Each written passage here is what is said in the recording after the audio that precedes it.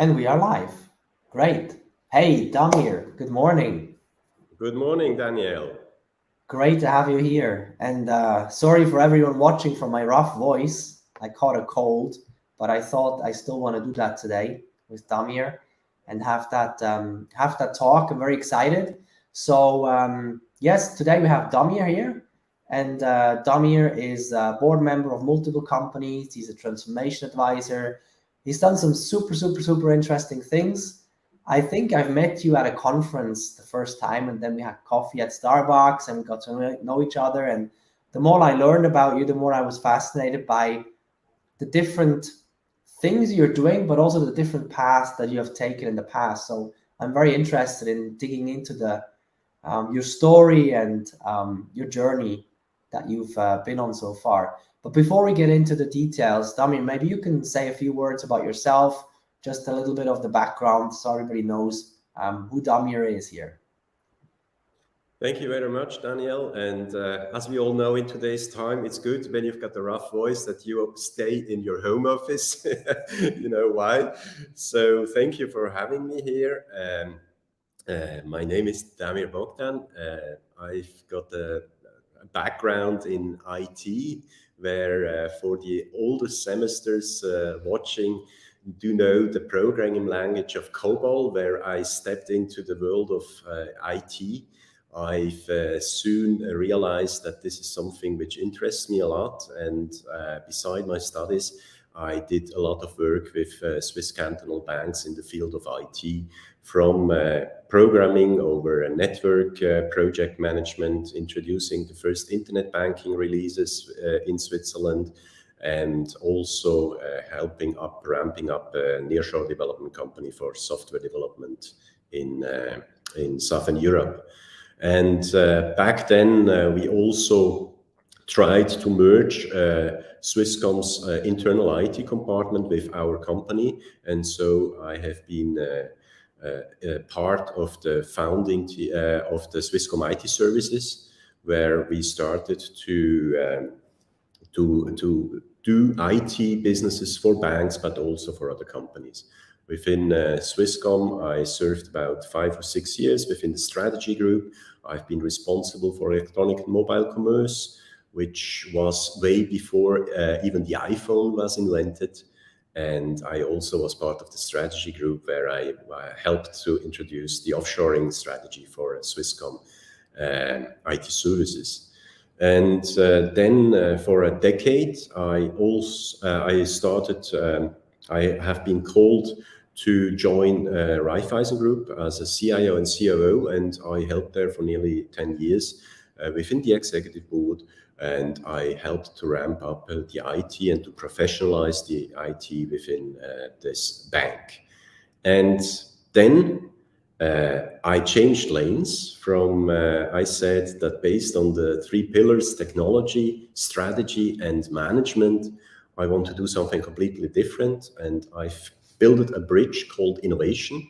I moved to Silicon Valley, and ever since I'm still commuting. During COVID, I had a break, but I came back. So I'm still spending nearly 20% of my time, 10 to 20% of my time over there, looking around, scouting what's happening, what's going on, what trends are here. And this is my bridge called innovation. This is my company I founded here in Switzerland, but also partnering in a consultancy in Palo Alto at Enterprise Development Group. Great. Thanks, Damir, for sharing a little bit about your story and your background. Now I want to dive into some of the details about you as a person. So the first question I have is, like, if you had to sum up your essence in one word, what would that word be and why? I've already mentioned it before. The word would be bridge builder. If somebody asks me at a conference, I don't know if this happened when we met for the first time, what I am doing, I say I am building bridges. Why? I see that I've mentioned Silicon Valley. I've mentioned culture there, but also it is a very high pressure to work there as well. But still, how the people are thinking there is a little bit diverse of how the people are thinking in our fields here in Switzerland and around. And so I built first bridges between this kind of Silicon Valley thinking and our European mindset. I also built bridges between corporates and startups, where I see how they move fast, how they rethink, how they pivot, and how they can reinvent themselves quite fast. And I try to build bridges to corporates and to help them how to work together with or how to use successfully these kind of services.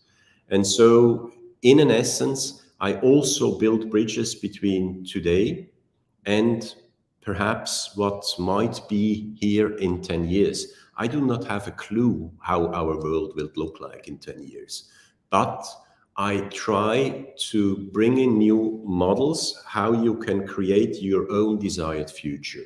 And if you've got this vision, then you can act like a startup. You can just go into this direction, pivot from time to time, and this is the things of building bridges I do as well in the kind how we think forward.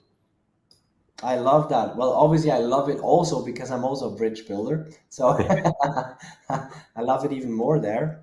Now, let's talk a little bit more about some experiences that you've had in the past. So, if you had to pick one thing, one defining moment that really shaped you as a human being, what would that moment or that experience be?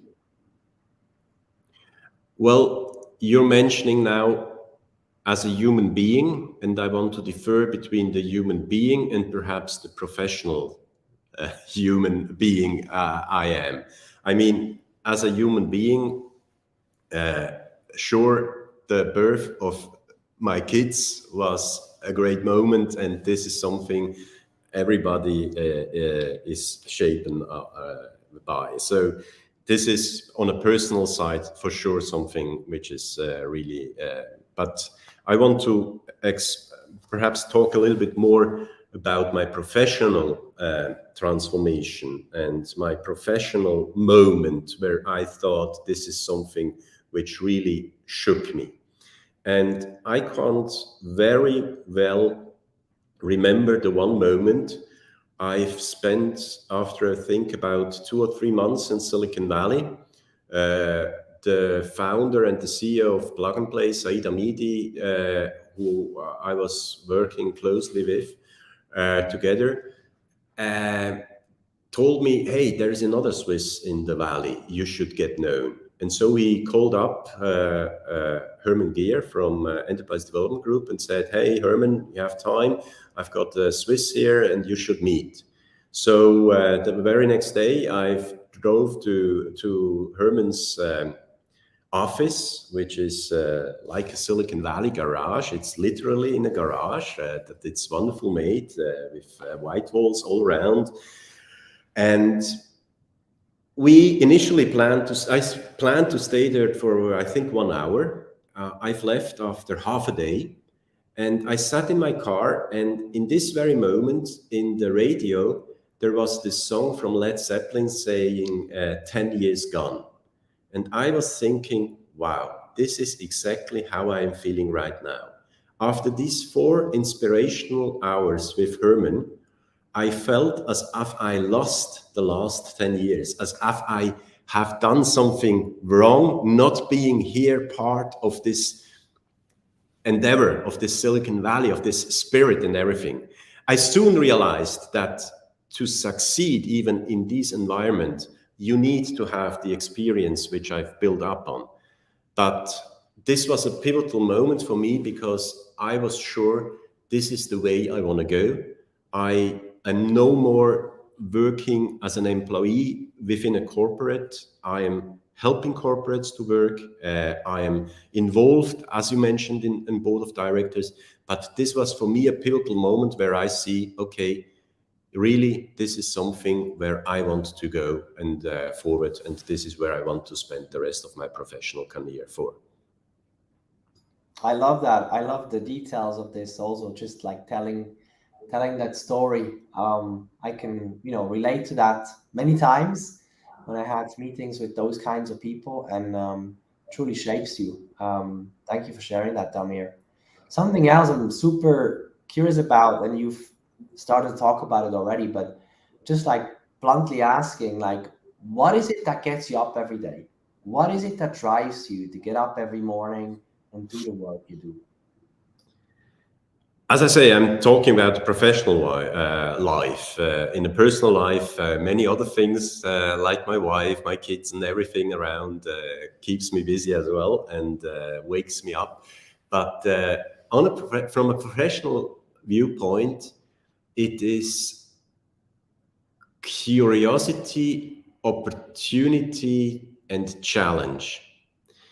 Let's say in the back, you see one building from an innovation campus here in Basel called uptownBasel, where a private investor wants to create an innovation campus around quantum and AI.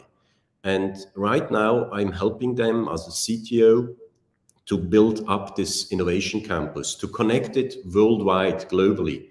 I just came back from Canada last week. I'm on my way to Chicago tomorrow and to New York and Boston the other week. And we are building up this campus in order to achieve a mission, which is to getting rid of animal testing. And so to achieve this vision, you have to connect the right people, the right companies to come together. And this is something like I call it the challenge before, where you have to find the right partners, you have to convince them to come here, you have to opportunity to build up something great here, and the curiosity, what brings us next. And I just had this morning a first meeting with a visiting professor for quantum physics at the University of Applied Science, where we are sponsoring the university there in order to get enough people, bachelor and master students, to work for the future together with us. And I can continue many times, because in every single board I'm sitting, there is as well this curiosity, there is as well this challenging and this opportunity. Right now, this in the back keeps me busy, and I'm flying over everywhere. I'm thinking, I'm working 7/24. My brain does not have idle time. I just see so many opportunities, challenges, but also curiosity, what comes next. I love how you put it into those three words, and then explained what they really mean to you. And it's really always fascinating to me when people have, and I think it's a continuous development throughout our lives, but when people have a sense for what this is or for what it could be, that really drives them and gets them up every morning, and they make a conscious effort to ensure that these pieces, these puzzle pieces, are part of whatever they do, people thrive. People are amazing. People are happy. People are passionate. People love what they do. And that's certainly something that I really enjoyed as well in every conversation that we had. That passion, that drive that you have, it comes from somewhere, right? And it comes from there. It's exactly where it comes from. And now I want to talk about something that we Swiss are sometimes a little bit hesitant to talk about, which is accomplishments, which is things that we are proud of. But that's exactly what I want to talk about today. So if you had to take maybe one or two things, what are some of the accomplishments that you really feel most proud of, and why is that? I mean, there are many accomplishments on a personal level, which I'm proud of, but at the same hand, I couldn't be proud of them without the help of other people. And so you have to stay humble, and you can't say you are proud of your achievements, because you have to aware that without the help of other people, of mentors, and you wouldn't be there where you are. And one of my first mentors was Jack Stricker, back more than 20 years ago. We just met last weekend in the canton of Tessin. he showed me as a young employee. I was sitting in his office and he gave me tasks which I thought, oh my God, how can I ever achieve these tasks? And he was my boss, and I thought, okay, I have to do it. I had no clue how to start with them. But after the official session, he looked at me and said, okay, now shall we just start perhaps how you could start? And so he sat together for another hour and he started to build up an Excel with me, or to make a plan how we can achieve something. And I really must say, this kind, not of boss, but of mentor, or this kind of leadership, where he did not say you have to do this, but also help me take the first steps.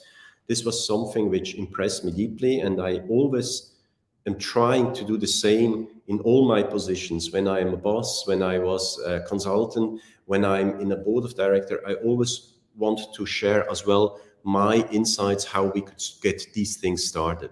Now, you asked me about my achievements, and I answered with people who helped me to get these achievements. I think all these achievements, I mean, I'm proud that I'm self-employed, that I'm successful in the way I'm doing business, that I have the opportunity to be member of multiple boards of director, that I have the opportunity to work on such great projects like Uptown Basel. And I think it is the combination of what I said before, the background in technology, in strategy, in management, the curiosity to be open for new endeavors, and also to get things done, not just to start it, but to take the first steps, just like Jack Stricker explained to me at the beginning of my career, is what makes me then successful in what I'm doing. As humble as I am, and I do not want to. So overall, I'm really proud that I've achieved to build up a successful consultancy on my own after a long career in big corporates. This was I one love sentence. that. Yeah, no, I love that. I also, also love the way you phrased it with the other people, and I think maybe pride is the wrong word. I think gratitude is probably the right one. I think it's more about like what you're grateful for than instead of necessarily what you're proud about, which is really more at the essence of things. And if we look into the future a little bit, what's the vision that you have for the future? So you're involved in many things, right? I assume that there's a commonality in all those things, that there's a common thread, that there's some shared things that these all have in common. And I'm just curious, like, what's the vision of the future that you are working towards? Is there an end game for you? I never thought about an end game. And despite my age, I even never thought about stopping to work or quitting. And now I'm not that old, but still, I feel very energized, and I feel energized through my work.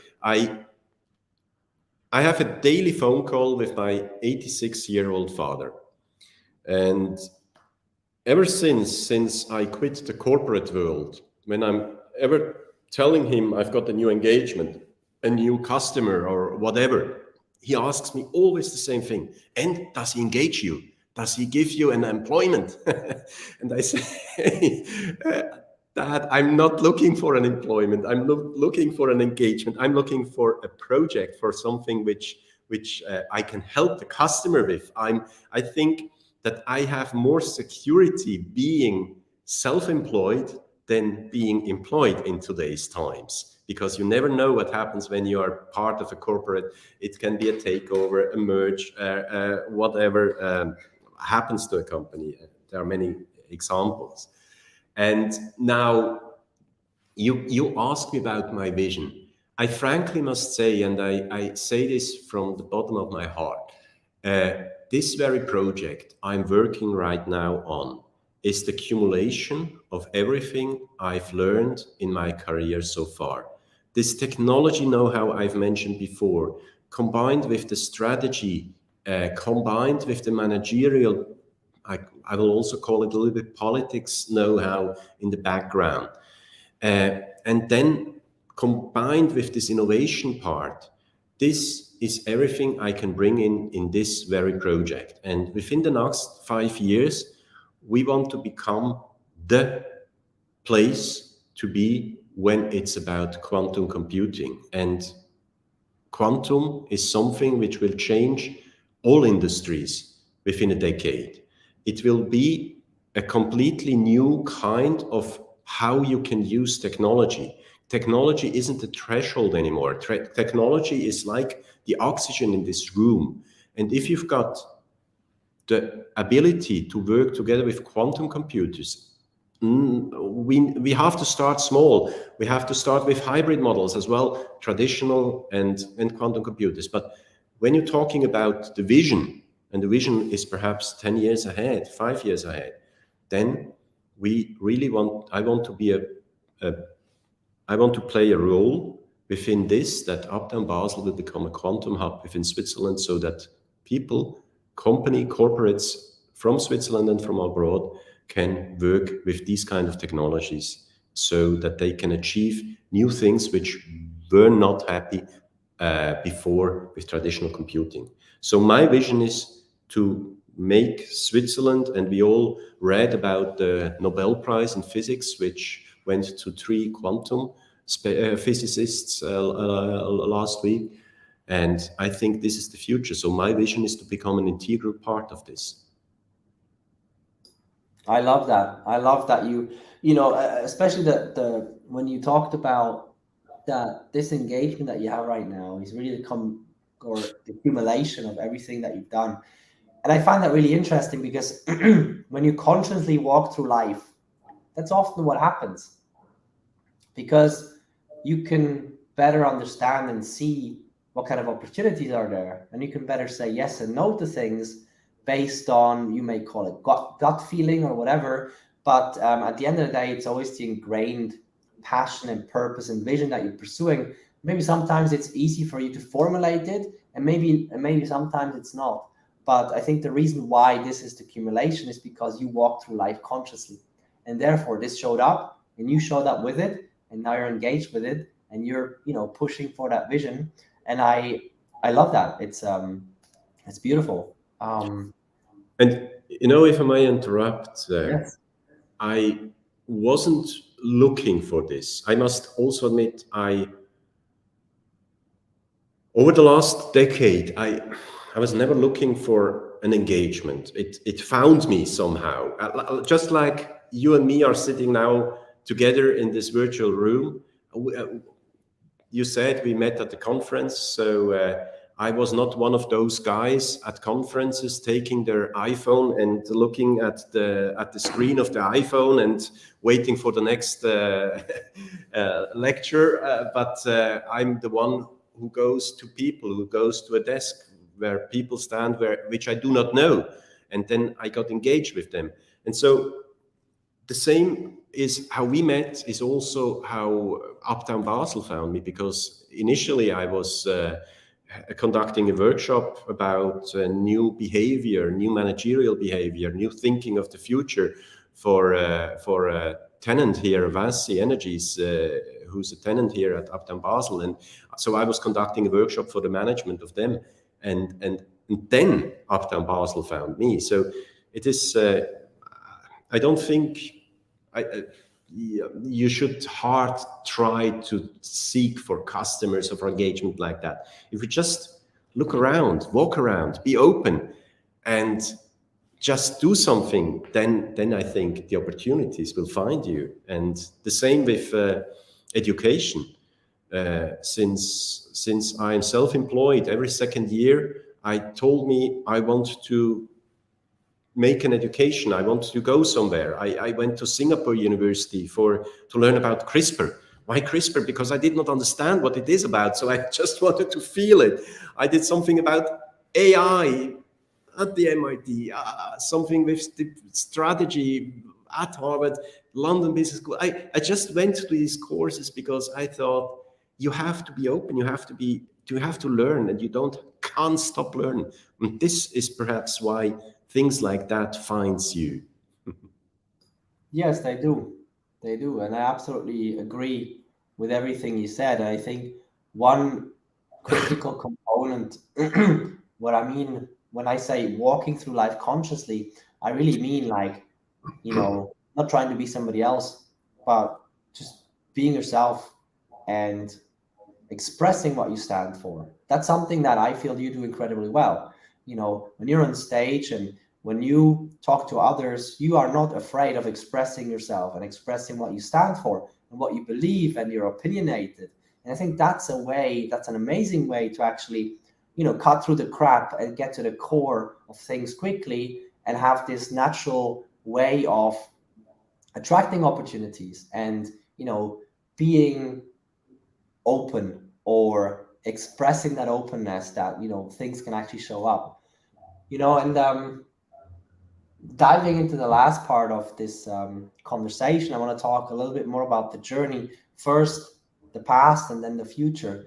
But in the past, if you had to point out maybe one or two core lessons that you learned, you mentioned some of the things already, but just dive into it once again. You had to point out one or two lessons that you learned along the way that you feel are really big, really important for you. What would those be?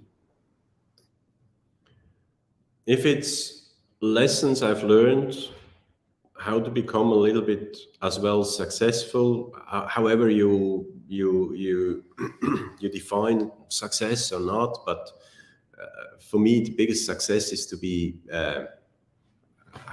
content with with myself. So I don't have anything. I just wake up and I feel well.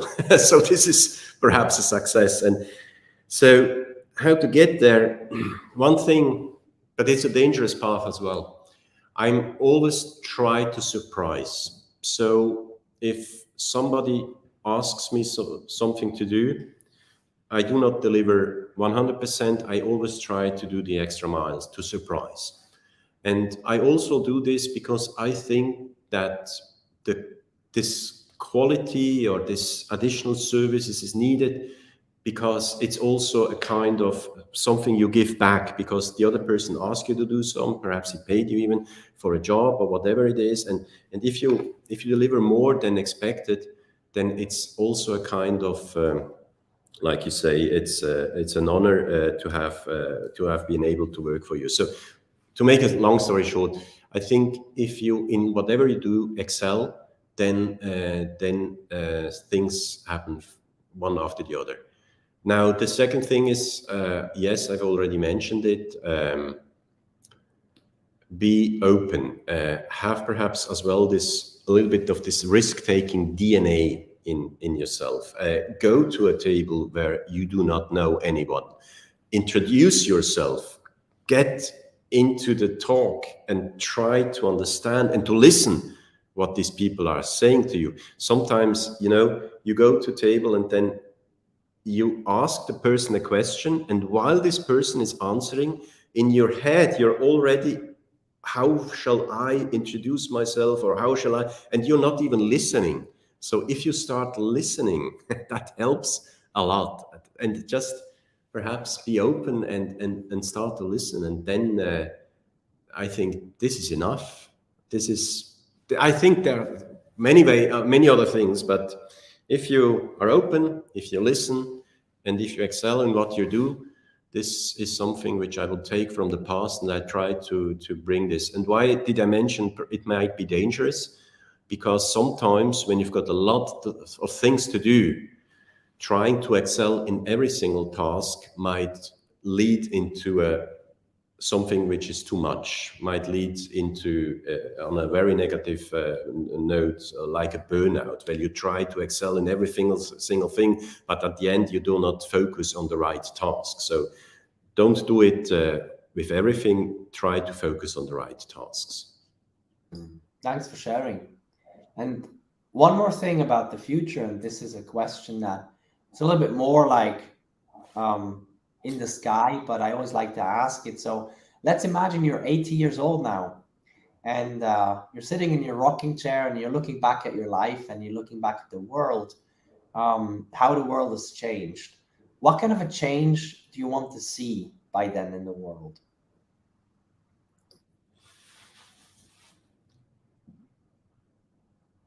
I want to see a change where my kids have been able to be part of this change and not to be just slaves to this change, that they have been able to create their own future.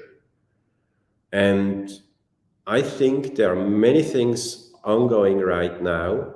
I mean, over the last few years, during COVID times, I saw how some of my kids haven't been able to do their Matura celebration because of COVID, or even the journeys, Matura Reise. I don't know how this is called in English, but after finishing grads from school. And I also see now the situation where we are talking about the energy crisis, war, where traveling now after COVID has gone, now it becomes another issue. And I didn't even mention the climate issue, which is huge. And at the end, we all are like animals getting tested. Do we survive this or not on this planet? And so asking me what I want to be content of looking back when I'm 80 years old, sitting in this rocking chair, I would have a smile if I see that my kids had the opportunity not just to be in the back seat, but also in the driving seat, which drives this future and this change. And this is something I'm looking forward to. That's a beautiful picture. I love that. Thanks, Damir. Thanks for everything that you shared, and elaborating on the journey that you had and the future, and sharing your insights and your perspectives. And yeah, I think we wrap it up here. Yeah, it was great talking to you, Damir, as always. Always enjoy our conversations, and wish you the best and have a great day. Daniel, thank you very much for the opportunity, for the interview. And if there is anybody who wants to join us as well within this Quantum and AI Hub, we are open, we are hiring, we are ramping up a whole team. So I want to say this as well. And again, Daniel, thank you very much for the questions. It was a pleasure. Thanks, Damir. Take care. So do you.